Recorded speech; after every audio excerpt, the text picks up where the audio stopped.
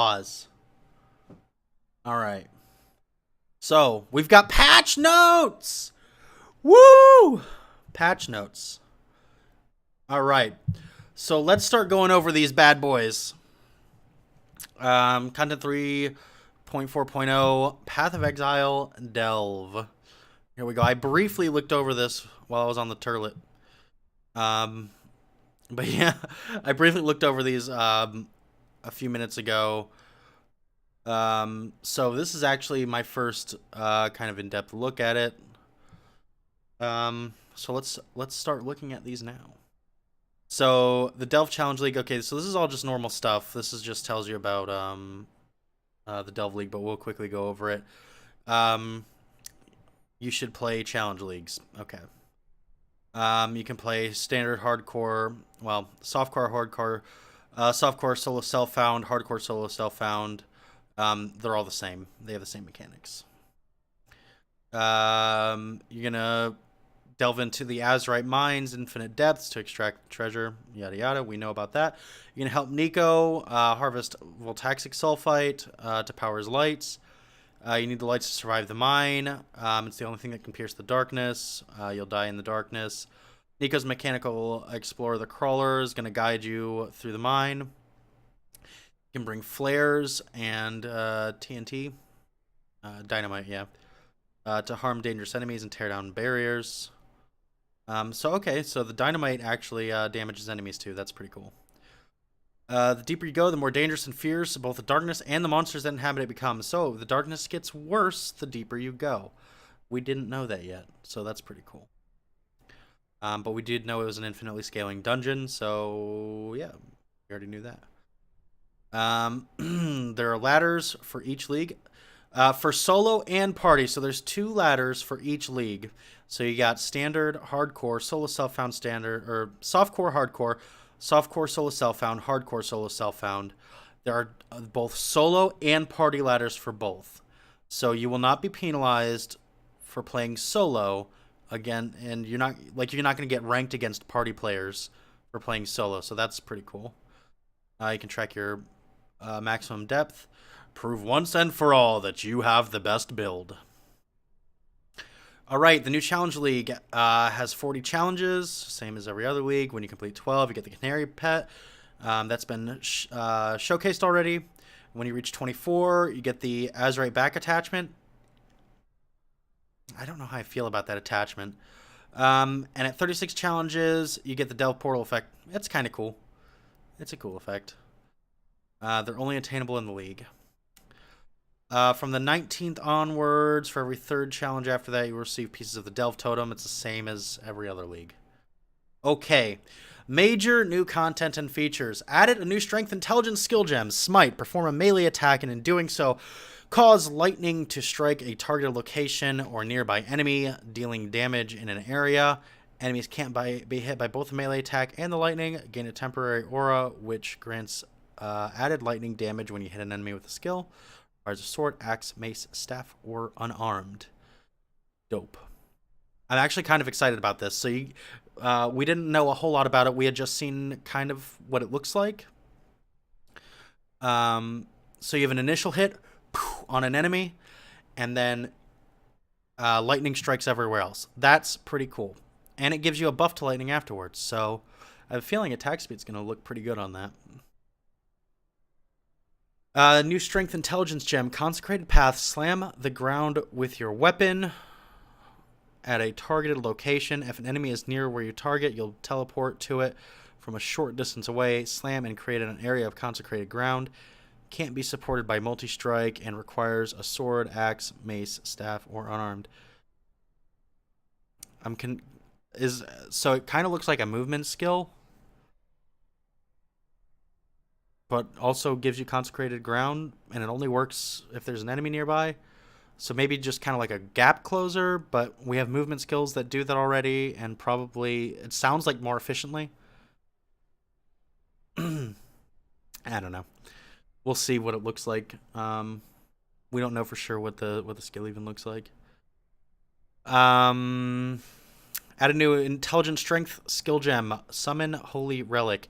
Summons a holy relic that stays near you. When you hit an enemy with attack, The Holy Relic triggers a Nova spell with a very short cooldown that deals physical damage to enemies and grants life regen to allies. Holy shit. We have like more passive healing. That's pretty cool. The life generation or the life regen is more effective to your minions. So that's pretty cool. That looks like it's very specifically made for the new Guardian. Awesome. Added a new Strength Intelligence skill gem. Herald of Purity grants a buff adding physical damage to your spells and attacks. When you kill an enemy with this buff, you'll summon a Sentinel of Purity or refresh the duration of the life if you have a maximum number of Sentinels. The Sentinels of Purity have a single target melee attack and an area of damage attack. Okay. Yeah, we already saw this before, so that's pretty cool. Added a new Dexterity skill gem, Scourge Arrow. We saw this.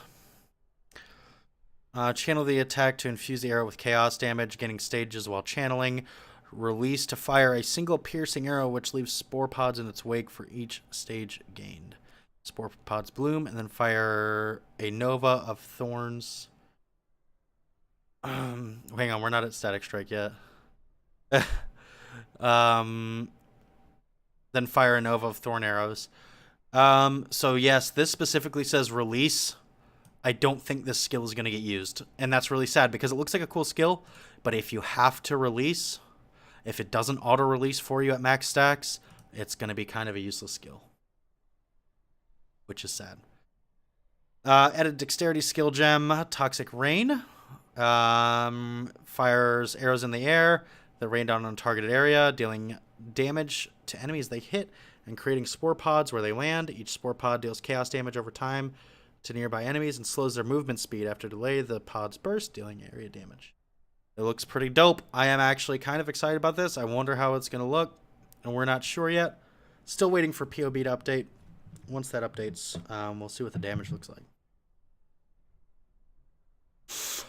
Added a new Dexterity skill gem, Herald of Agony. It grants a buff, giving more poison damage and a chance to inflict poison. We've already kind of seen this in Ziggy D's video. We have seen this in Ziggy D's video. When you poison an enemy while you have this buff, you gain virulence up to 40.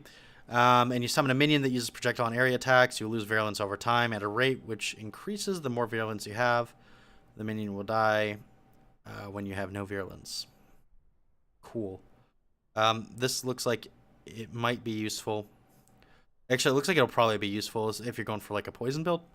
Looks like the return of poison. I had a new Vol skill gem. Vol Ancestral War Chief. Woo! Summons the Ancestor Totem that attacks enemies with a powerful cascading slam while you're near it. If the enemies are far away, it will leap to them. Dope. Being near it grants you more melee damage. Weird. Yeah. Added new Dexterity support gem, Withering Touch. We saw this also in Ziggy D's video. Supported skills gain a portion of their physical damage as extra chaos damage. Oh yeah. It's like a stat stick gem. Have a chance to inflict withered on hit. So it's like Withered Totem. But it's only a chance. It's not a guaranteed hit. Or a guaranteed proc. But it still looks pretty good.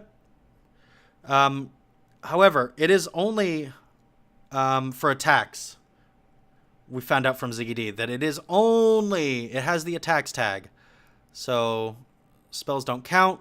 Blade Vortex doesn't count. You're not going to get, 20 stacks of Withered from Blade Vortex on it, which is sad. Added new Dexterity support gem. We're down here. The Atlas of Worlds feature Shaper Strongholds. These will appear once you have met the Shaper. They have multiple Shaper influence mods active. Bosses of these maps can drop extra sextants, cartographer's chisels, Shaper influence items, and unique items. And if I'm not mistaken, yeah, Viper Strike. Welcome back, Viper Strike. If I'm not mistaken, this said that Shaper Strongholds can drop items from Legacy Leagues. Am I correct? I believe they said that before. I remember being super poggers about it. So added 26-ish new unique items, 3 of which were designed by supporters. awesome. I don't like that they said 26-ish. Did they not count how many new unique items they had? Uh, added 8 new divination cards. Awesome. Added a new system to handle high-level players with low-level party members. So this is the party update we were waiting for. So now high-level players can go play with low-level players. It'll scale the high-level players' damage down. Well, it'll scale all of their stats down to the area they're in. It only applies to level 67 or below, and it's optional feature. So the only thing is, and this is still good. So it's gonna scale all your stats down, but if you have really OP gear, your really OP gear is still gonna matter. It's gonna be like being that level, but being dumbass strong at that level, which is pretty dope. Added new shadowed point light. So yeah, the new global illumination and ambient occlusion. Oh, I'm so excited about that. It looks really good. Not a significant hit to performance, supposedly. We will see, because my computer really doesn't handle that very well. So we'll see. Water simulation is awesome. New tooltip: when hovering over support gems, shows which currently equipped skills can and cannot be supported by it. That's cool. So while it's in your inventory, it looks like you can hover over it and it'll highlight it like it does in your sockets. This includes skills built into items. Oh, skills built into items too. Okay, maybe it doesn't highlight it, but it definitely shows you one way or another. Maybe in the tooltip. You believe Viper Strike will be good? The poison spread of Pathfinder will help clear trash? Yeah. Well, Viper Strike is really strong anyways, right? Like it's not a weak skill. It's a good skill. It's just it's got a lot of limitations to it. Poison's just not strong right now. Viper Strike is good.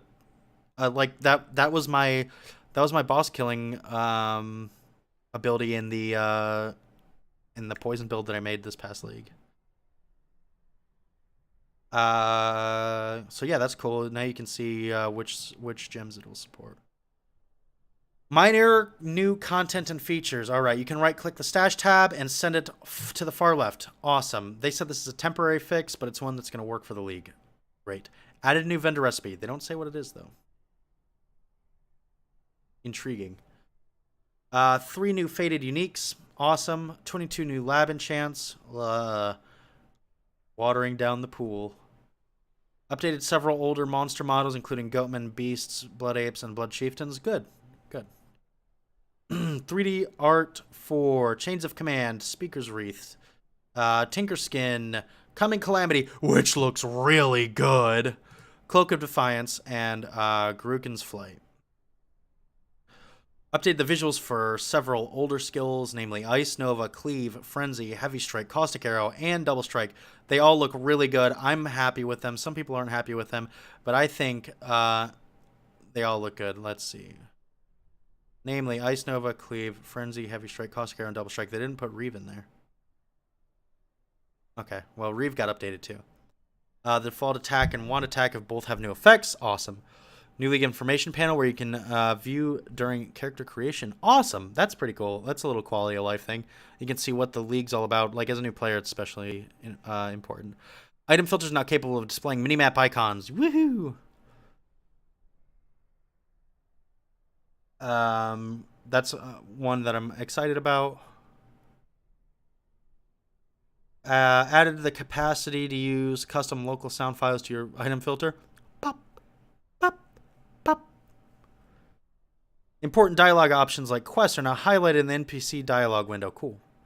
Enable 2v2 PvP paddles. Or PvP queues. I don't care about PvP.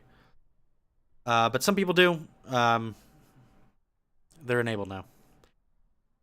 You can now filter the passive skill tree by keystone and notable. Okay. I don't think there's ever been a time where I was like, man, I wish I could filter by keystone or notable. But I get it. That's okay. Added the new story glyph to the Ashen Fields. Okay. You may hear the slaves and the slave pens talking to you now. Womp womp. Fleeing Oriath citizens now say things that will make you feel even worse for accidentally killing them. I don't ever accidentally kill them. I always intentionally kill them. That guy who opens the gate in Lion Eye's watch now also says something. Sweet. There are now children hanging out in Uriah Square. The nice version. Go say hi. Okay. Added a section to the mapping panel in the help panel about Shaper and Elder. Okay. That could be helpful. Updated the art on the divination card, the World Eater, to display the Shaper effect, and updated the art of the Samurai Eye to now display the Elder effect. Cool. Fire Trap and Explosive Trap now ignite the vegetation. Okay. Improve the physics simulation at low frame rates. Nice. Added a new buff icon for Arcane Surge. Cool. Continue to incrementally improve sound art effects and environment. Awesome. All right, now we're going down. All right. Character balance. Chance to block and chance to block spells have been reworked. Previously, there were several different modifiers that applied in different ways but achieved the same thing. For example, Stone of Lazwar allows a portion of your block chance to apply to spells, while Great Old One's Ward has a discrete chance to block spells. Some sources provided a block chance that did not require you to have a shield equipped, while others required that you have some sort of block chance for them to apply. Now there is simply a chance to block attack damage and chance to block spell damage. Sources that previously caused some portion of your block chance to apply to spells now grant chance to block spells damage at a specific value. We can check the item balance section below. And do not require other sources of block. The exception to this is the Gladiator Ascendancy passive Versatile Combatant, which still sets your chance to block spell damage to be the same as your chance to block attack damage. Okay, so yeah, they're just kind of separating the two. They explained this earlier. It's to allow more classes the ability to spec into spell damage block. And it looks like they're trying to clear up things too, like make it more cut and dry. Instant skills can now be used while moving. This includes war cries, which have been made instant via ascendancies or passive skills, and curses that are supported by blasphemy. Note that a skill which is ordinarily instant, such as an aura, will not be instant, and therefore unusable while moving. If it is cast, if it has its cast speed changed by a support, such as spell totem. Cool. So we have instant skills now. Please know that there is a known issue right now where instant skills with cosmetics applied that would ordinarily change their on-cast effect instead use the default on-cast effect. This will be fixed in the near future. Okay. Secondary damage, such as the explosive part of explosive arrow, can now be blocked, dodged, evaded, and spell blocked depending on its source. Goodbye, DD. Hardcore players just got a shit ton of survivability. Where the fuck is my 3.4 POB? It's coming, man. Sources of avoid interruption from stuns while casting no longer affect actions that are not considered casting, such as throwing a trap, laying a mine, or placing a totem.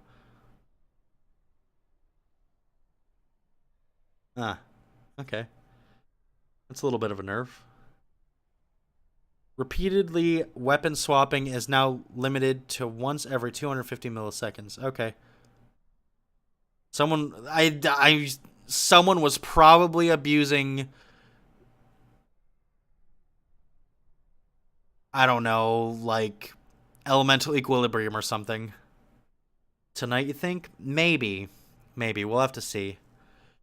Base trap throwing time has been raised to 0.6 seconds from 0.5.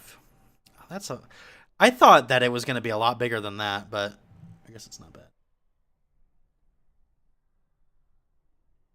The auto-targeting done by single-target melee attacks such as Heavy Strike or Molten Strike, i.e. any attack that requires name locking, now targets enemies within a wider area based on the total range of your attack. The width of this targeting area grows 1 unit per 3 units of melee range. This should make it much easier to target enemies with these skills. Okay. Fair enough. I don't have much to say on that. Following melee skills now gain additional melee weapon range every 7 levels, up to +2 at level 20. And +3 at level 21. Dual Strike, Elemental Hit, Frenzy, Glacial Hammer, Heavy Strike, Molten Strike, Puncture, Repose, Static Strike, Viper Strike, Wild Strike, Vigilant Strike, Ancestral Protector, and Dominating Blow. Cool. Okay, so they're mostly like single target attacks anyways, right? Well, for the most part. So that's might make these actually feel a lot better. The following skills are now instant by default and therefore can be cast while moving. Blood Rage, Righteous Fire, Molten Shell, Haste, Vitality, Discipline, Grace, Determination, Anger, Hatred, Wrath, Clarity, Envy, Arctic Armor, Purity of Fire, Purity of Ice, Purity of Lightning, Purity of Elements, Convocation, Herald of Ash, Herald of Ice, Herald of Thunder, Phase Run, Aspect of the Cat, Aspect of the Avian, Aspect of the Spider, and Aspect of the Crab. Alright, so Auras and Righteous Fire and Molten Shell. Cool. All instant skills now have some sort of cooldown, typically 1 second or less. That's okay, that's so you can't just turn it on and off. Instant skills cannot be supported by Spell Echo and will not cast a second time by similar effects, such as the Echoing Shrine. Okay. Vol Soul Gain Prevention is now modified by modifiers to skill and duration and buff duration, if those modifiers would affect it in some way. So basically, if you use increased duration, it's going to make your Vol Soul cooldown longer. If you use less duration, it's going to make it shorter. Minions no longer wander around as much as they used to while you're idle. Oh my god, thank god. It always looked like a swarm of bees or ants or something swarming around you, and it was kind of crazy. Alright, we got a bunch of skill reworks. Dominating Blow. Now when you hit an enemy with Dominating Blow, you'll apply a debuff for a short duration. If a non-unique enemy dies while affected by the debuff, its corpse will be consumed, and a Sentinel of Dominance minion with the same rarity and mods will be summoned. You may have up to 9 normal rarity, 3 magic rarity, and 1 rare rarity Sentinel of Dominance. Attacks against unique enemies have a 10% chance to summon a normal rarity Sentinel of Dominance. Cool. Deals 140% of base damage at gem level 1, up to 172% at level 20. Base debuff duration is 1 second, and base minion duration is 20 seconds at all gem levels. Incoming spam phase run, yeah. Alright, so Dominating Blow looks good. Static Strike. Now when you hit an enemy with Static Strike, it will gain a buff, which causes you to frequently hit nearby enemies with beams, dealing attack damage. The beams deal more damage while you are moving than when you are stationary. The buff can stack up to 3 times, increasing the frequency with which the beams strike. Okay. Deals 100% of base damage at gem level 1, up to 146 at gem level 20. Beams deal 60% less damage while stationary and 40% less while moving. This penalty drops slightly as the gem levels. Okay. I don't know what slightly means, but it's probably like 35% or something while moving. Beams can hit up to 4 targets at gem level 1 and up to 6 at gem level 20. Awesome. The base buff duration is 4 seconds, and each stack increases the beam's striking frequency, which is every 0.4 seconds by 10%. Wow, Static Strike looks pretty good. Caustic Arrow. We've seen the feature of it, but it now deals damage in an area around the target location before leaving a lingering patch of Caustic Ground, which deals chaos damage over time.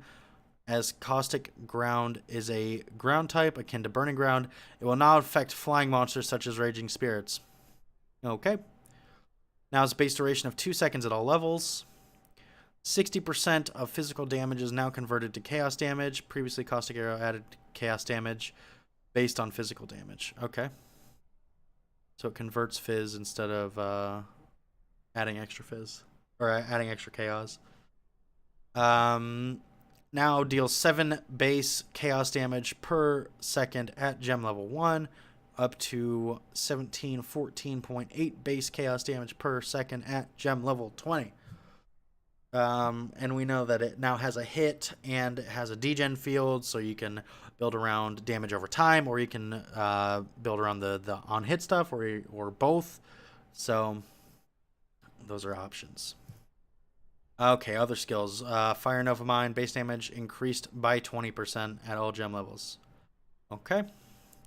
Fire Trap. Base damage from the initial explosion increased by 40%, and the base damage over time increased by 20% at all gem levels. They are giving these traps huge buffs. Lightning Trap. Base damage increased by 40% at all gem levels. Ice Trap. Basic damage increased by 40% at all levels. Explosive Trap. Base damage increased by 40% at gem levels 4 and up. At gem levels 1 to 4, the damage has been increased slightly more at each level up to 4. Okay. Frost Bomb. Now reduces energy shield regeneration rate and recovery rate, not just life regeneration rate. We all know what that was for. Shield Charge. Now has 3 distinct sections. The start of the charge, the movement of the charge, and the attack at the end of the charge. Your weapon's base damage now affects the... Base attack time now affects the start and end, and movement speed and increases the global attack speed now affect the middle. Local attack speed modifiers no longer affect the middle of the movement, whereas previously they would. So you can start shield charge faster and it ends faster, but it will not increase the duration of it, or the speed at which it you move during it, the local weapon damage. I mean, that seems like a fair change. In other words, while Brightbeak will cause the start and end of the charge to be quicker, it will not cause you to move from point A to point B more quickly. For that, you'll need to invest in global attack speed and movement speed. To help compensate for this loss in movement speed for most characters, Shield Charge now gains 1% increased movement speed as the gem levels up. Fair enough. So now you can't just zip around with a Brightbeak. Flame Dash. Base cast time lowered to 0.7 seconds from 0.75. Range increased by 20%. Nice. Bringing it in line with Leap Slam and Charge Dash. Now gains 4% increased cooldown recovery speed per gem level. Up to 76% at level 20. Quality bonus now grants 1% increased cooldown recovery speed per 1% quality. It was previously 1% cast speed per 2% quality. Cool. So it's faster, it's longer, and it's just all around a lot better. Lightning Warp, base cast time lowered to 0.85 from 1 second. Now has 20% reduced duration at gem level 1, up to 39% reduced duration in gem level 20. Good. So Lightning Warp's also got an all-around buff. Rain of Arrows now includes the projectile tag on the skill gem. Nice. Sunder, base ranged reduced by 20% at all levels. The base explosion radius reduced to 15 from 16 at all levels. Wow, they did actually end up nerfing the radius. The radius now grows more slowly, gaining +1 to radius 1 gem level rather than previously. Okay. Kinetic Blast got the big nerf. Now deals 35% less area damage, down from 25% less. The explosion placement has been reworked. There are now divided across 4 equal... They are now divided across 4 equal arcs like pizza slices. In cases where there is no space in an arc that it... In cases where there is no space in an arc that it could place an explosion, that explosion is not placed. Explosion placing is also now more regular. The net result is that in open spaces, the area coverage will, on average, be more even, but single target damage in tight spaces is now lower. Okay. Yeah, got completely reworked. So we went over this. It's pretty much exactly what my fancy paint diagram was last night. Except so like if it's gonna shoot out like 16 of the secondary projectiles, um, that's gonna be 4 in each quadrant. So it'll be a quadrant like this, and there's gonna be 4 up here, 4 up here, 4 down here, 4 down here. So, and then if if there are projectiles that would go through a wall in one of the quadrants, those projectiles actually just won't spawn at all. Nothing will happen. That's, I mean, that's kind of sad, right? I don't know.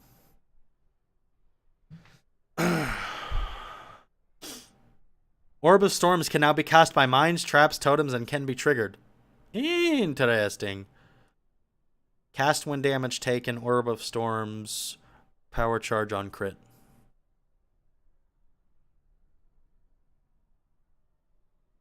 That's the laziness in me speaking. Molten Shell, mana cost increased to 12 at gem level 1, up from 8.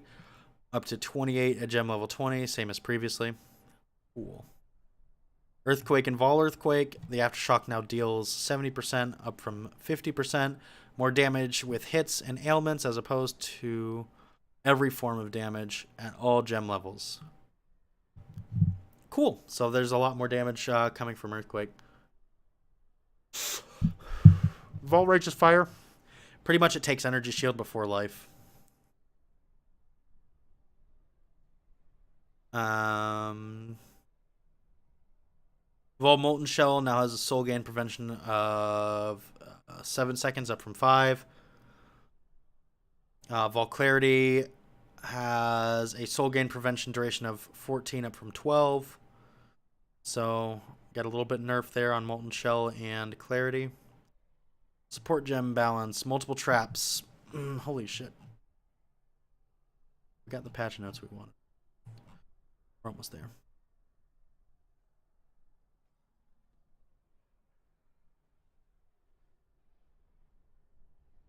Okay, multiple traps.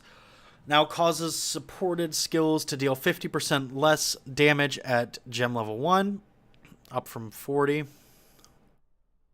Up to 31% less, up at level 20. So it's 10% more, or 10% less damage across the board, it looks like. Physical projectile attack, vicious projectiles.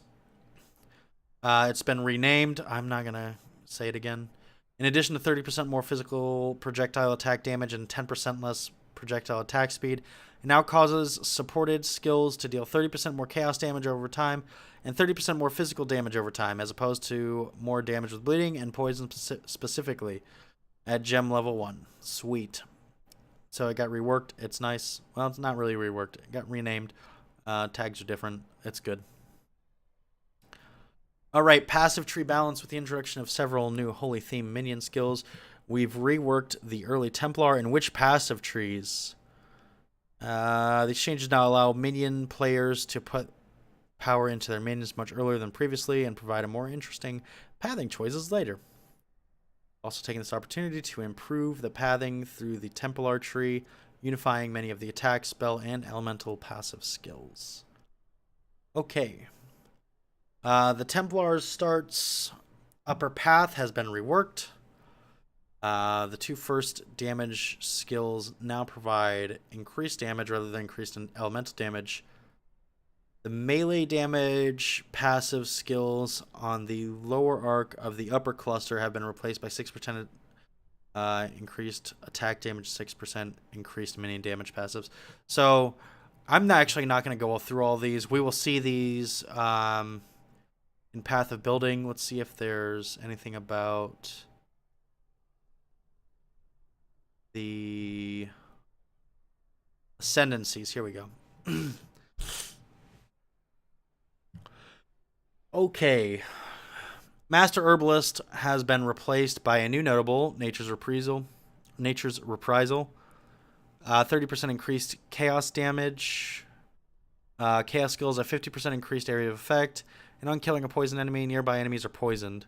Oh yeah. Oh yeah. Poison proliferation. The passive leading to this notable grants 15% increased chaos damage and 5% increased effective flasks on you. That's nice. That's a nice like even that the passive on the way there is really good. Added a new notable which requires nature's reprisal. Master Toxicist. Gain 10% of physical damage as extra chaos damage. Ooh. 10% of physical damage converted to chaos damage. 10% more chaos damage with attack skills.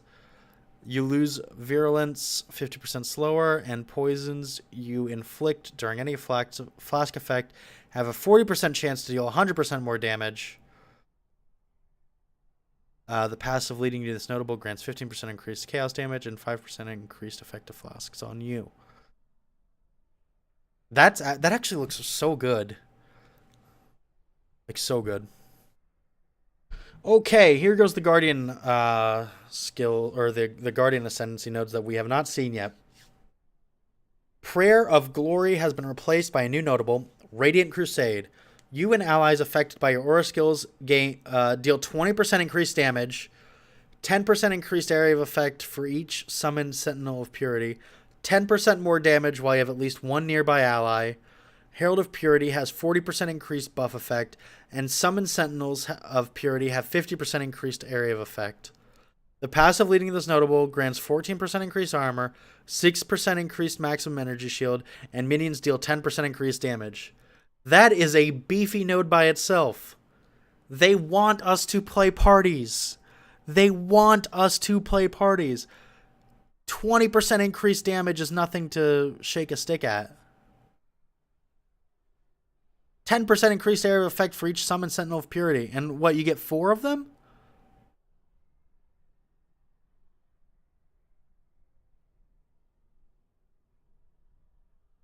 %10 more damage while you have at least one nearby ally. That's big. Those are huge buffs. Added the new notable, which requires Radiant Crusade, Unwavering Crusade, Summon Sentinels, use Crusade Slam, 100% increased minion accuracy rating. Minions intimidate enemies for 4 seconds on hit. Another buff. And if you've hit an enemy recently, you and nearby allies regenerate 3% of life per second. So we get the regen skill up there. What was it called? The Relic? We get the life regen skill up there, and now we get 3% regen.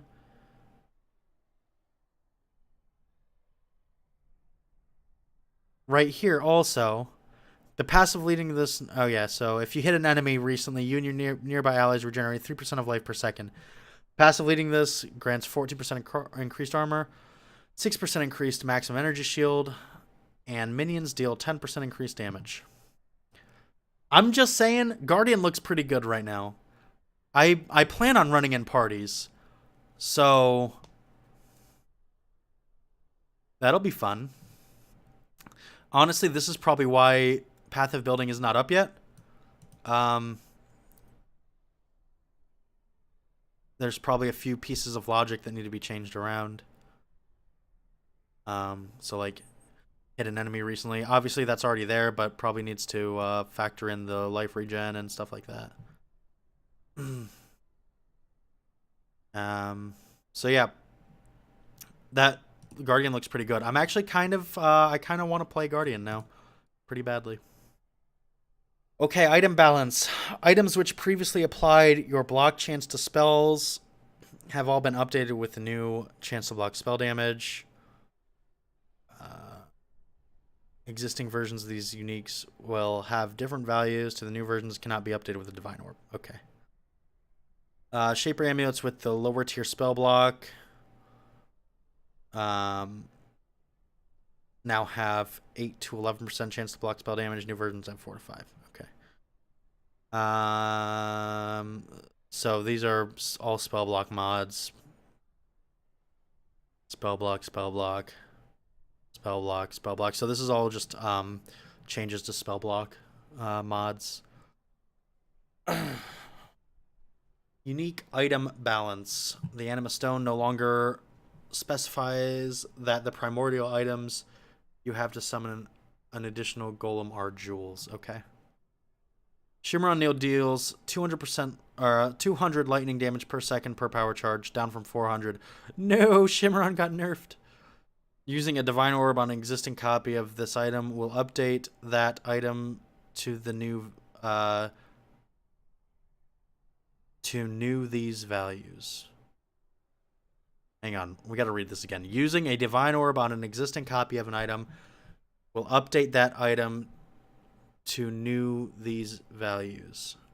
All right, so the values are getting updated. Okay. Shimmeron will also deal that damage to you if your skills have dealt a critical strike recently rather than just to you. That means you will take damage if any skill, including a trap totem or mine, deals a critical strike. Hope Shredder now deals 200 cold damage per frenzy charge, down from 400. Nebulok now deals 200 fire damage per endurance charge, down from 400. Combat Focus now causes elemental hit to deal 50% less damage of the prevented element.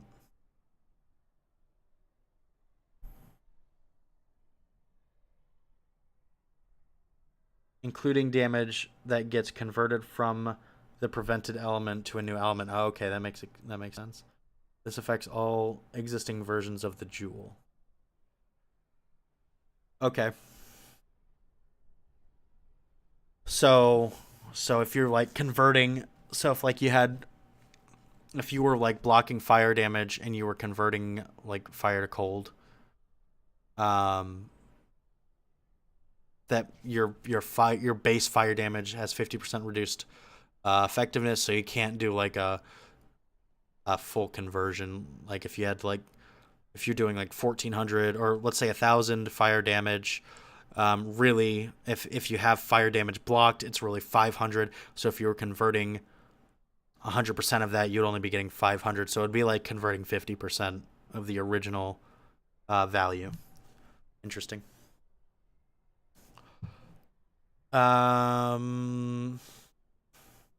Blood of Corruption's Gluttony of Elements skill now has a soul gain prevention duration of 14 seconds, down from 16. Items which previously applied your block chance to spells have all been updated. New chance to block spell damage. Okay. So a bunch more block spell damage changes. All right. Monster balance. We have lowered some of the sources of damage in early Act 6, where we often see a spike in deaths due to Katava's resistance penalty. Yeah. Okay. So that's definitely always been the hardest part for me.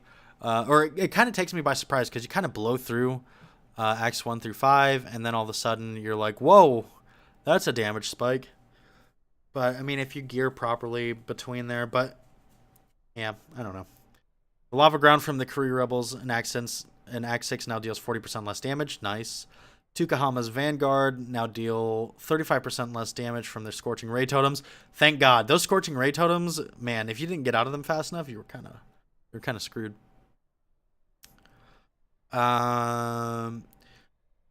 Updated the trap models used by older monsters. Okay. Cases of shield throw used by monsters, Dawn and Justicar, Casticus, and their variants will now explode into secondary projectiles whether they hit a target or not. Okay. Map changes. Zana's missions have been updated. She'll offer a selection of different maps. Oh, yeah, that's right. So she's going to give you... So anytime you go up a tier, like when you progress to the next part of her quest, she gives you a choice of maps. The maximum tier of maps she can now offer as part of a mission is tier 16. Wow. So part of the mission is she's going to actually offer tier 16 maps. That's pretty cool. Additionally, we've added a bunch of new mission types that work previous league mechanics, such as Breach, into her missions. Shorten the random shaper time freeze events quite a lot. Thank God. Everyone always thought that they had lagged out of the game when Shaper was talking, but now that's shorter. That's much shorter. Okay. We've added a bunch of mission. Oh, I missed this one. Additionally, we've added a bunch of new mission types that work previous league mechanics, such as Breach, into her missions. Okay. Malformation now has more even monster density across the map in most cases. So does Alleyways. I actually really like running Alleyways, so that makes me happy. Improve the layout of the layer map and reduce the total number of monsters to compensate. The unique map Care Blade can no longer generate certain layouts that allow you to bypass one of the mini bosses. Leandra from the tower map no longer speaks at the start of the fight. Badger from the tower map now has a dirty new trick up his weird fleshy sleeve. It was worded so weird. You can now see maps which have been taken over by the Elder or its guardians, even if that map is not yet revealed on your atlas. Thank God. That was another one that was kind of annoying. Sometimes you would just kind of not know where they spawned if you didn't have a whole bunch of atlas completion. Once you've met the Shaper as part of the Hidden Architect questline, the Shaper will influence maps connected to a map you have already completed, and that influence will not shift between maps. Hang on. The Shaper will influence maps connected to a map you have already completed, and that influence will not shift between maps.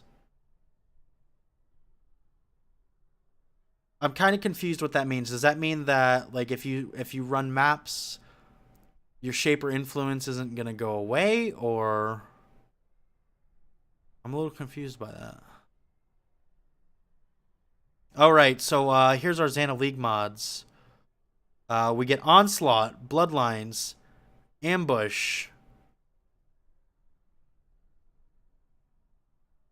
alternate of the same tier. Oh, okay. So it opens a rare map of the same tier, excluding the map you've placed in the device. So it's a Orb of Horizons for 1 chaos. We get Beyond, Essence. Oh. So level 6, after you've found 5 memory fragments, you get a shaped tier 1 through 5 map. It costs 2 chaos orbs. Opens a version of your map at 5 tiers higher, randomly rolled as a rare. Wow. That's pretty cool. So you can basically shape maps for 2 chaos. Nemesis. Nice, we get Nemesis.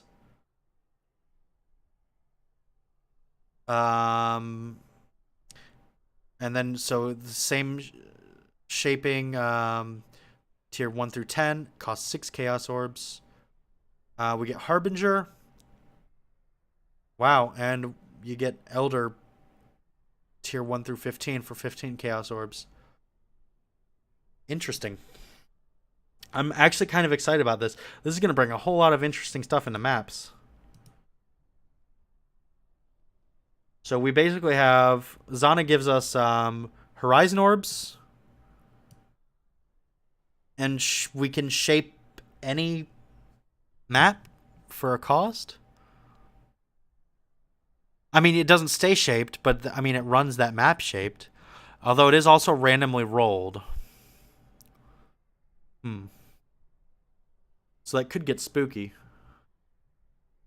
World location, or world changes. Move the player's spawn location in the feeding trough farther away from the area transition. Improved walkability in and around Oaks Camp. Improvements the sequence at the end of the final battle of Act 10. So I'm imagining this is so that you can pick up loot that drops. Whalem Roth's dialogue to sail to Act 7 now says where you're headed. The Deep Dweller is now called the Dweller of the Deep to be consistent with what the quest calls him. The other option was Granddaddy Crab. I'm sad they didn't call him Granddaddy Crab. Improve the instructions of the Queen of the Sands questline. Yeah. I mean, it wasn't until even recently that I have actually gotten it ingrained in my head what I'm supposed to. I was kind of running around. I'm like, wait, why can't I get the bottle? And I'm like, oh yeah, I've got to get the sword, and then I got to turn it in, and then I got to bring it. Yeah. So okay, PvP balance. I'm not gonna go over PvP balance, because I don't know anything about PvP. But if you're interested in PvP, this is here too. We got a bunch of bug fixes. I'm not gonna go over that. Bug fixes generally are pretty small. I don't. If there's something important, someone can let me know. I'll read through it after the stream. But yeah, so there we go.